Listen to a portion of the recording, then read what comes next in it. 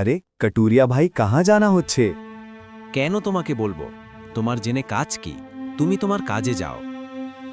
আরে কাঠুরিয়া ভাই, রেগে যাচ্ছ কেন? তোমার সঙ্গে একটু দরকার ছিল সেজন্য বললাম।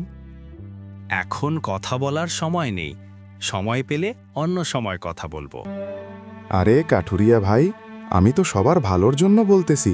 তুমি যেভাবে বাগানের গাছ কাটা শুরু করছো, মানুষের তো অক্সিজেনের সমস্যা হবে।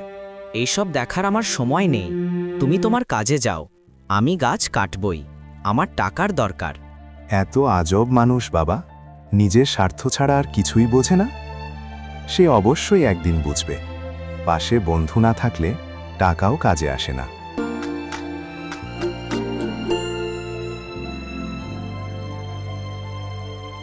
জনি ভাই, ও জনি ভাই, বাসায় আছেন আপনি?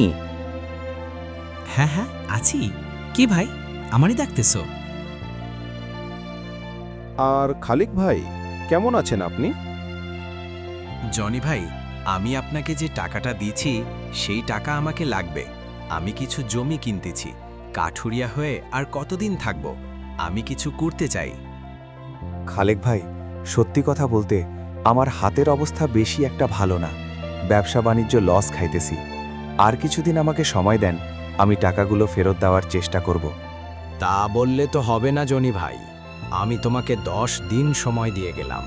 টাকা দিতে হবে, না হলে কিছু একটা করব।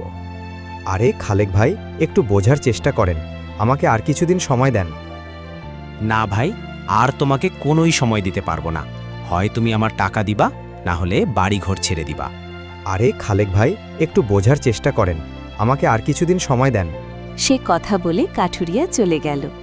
এইদিকে কিউট টিয়া মনে দুঃখ নিয়ে দূরে এক জঙ্গলে আরও একটি সুন্দর বাসা বাঁধল। একদিন টিয়া পাখি